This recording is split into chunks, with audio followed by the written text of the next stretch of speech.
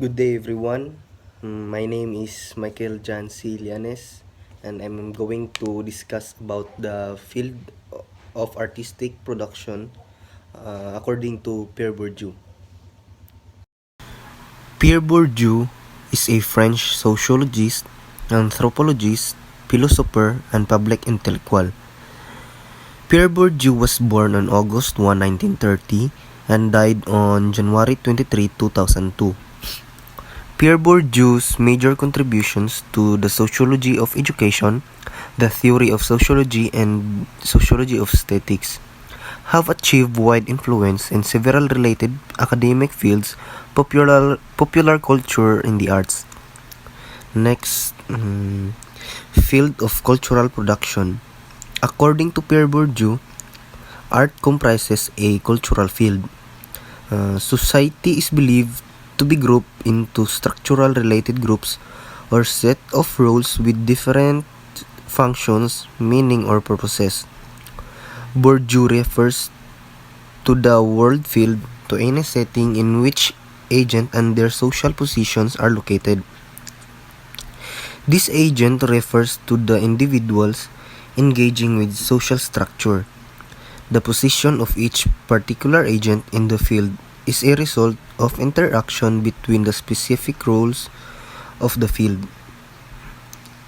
Next, cultural field composes of these three: the institutions such as art museums, publishing houses, public relation firms, government art bodies.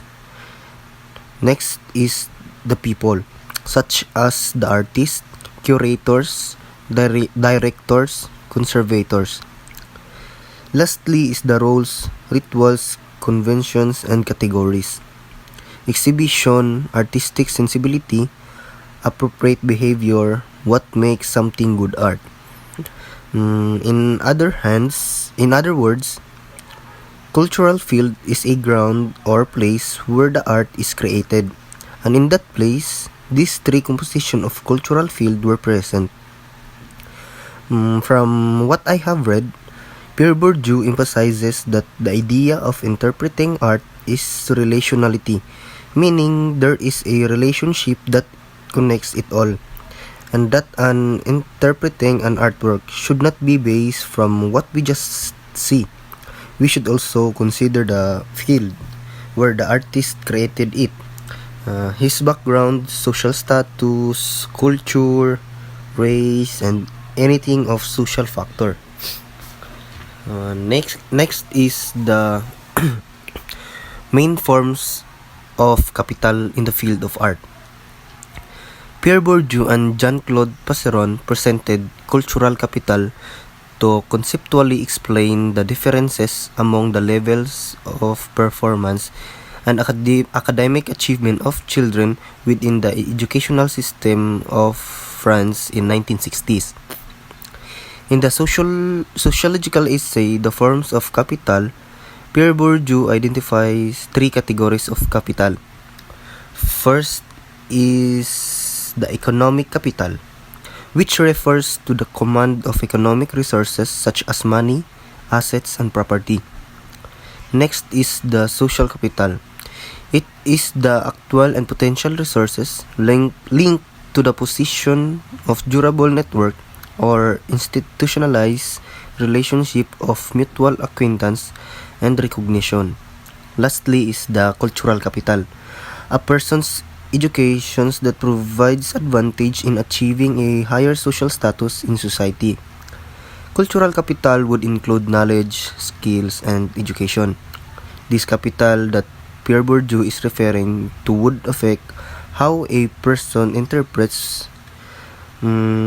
For example, if a person experiences lack of education, which falls to cultural capital, this would result to his different interpretation of an art. Next, these are the main forms of capital in the field of art. First is the symbolic capital, distinction or prestige, a valuable or exchangeable within the field of art because it is the maker or obvious success and provides its possessors with the authority to say what counts as good art. This means that it is more on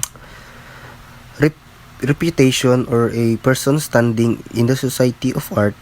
If a popular artist would command such art, it will be a valid ground for a person to agree to what that artist would say because he is a non-artist.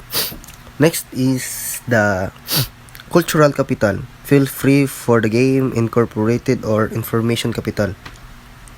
Uh, it is related to expertise and to the position of competencies to perceive and appreciate certain product or practices.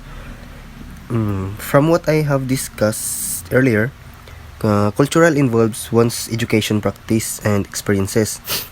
If an artist is really good in that capital, it would be easier for him to interpret such artworks, or this a high probability that he got the right interpretation of the art.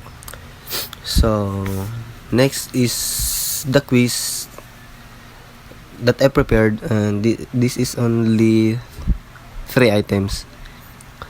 Number 1, a French sociologist, anthropologist, philosopher. A. Pierre Bourdieu. B. Michelangelo. C. Aristotle. D. Leonardo da Vinci. Number 2, a valuable or exchangeable within the field of art because it is the maker of obvious success and provides its possessor with the authority to say what counts as good art. A. Symbolic capital. B. Cultural capital. 3. It is related to the expertise and to the position of competencies to perceive and appreciate certain products or practices. A. Cultural capital, and B. That is symbolic capital. So, that's end my report. Thank you for listening, and once again, this is Michael John C. Llanes. Thank you.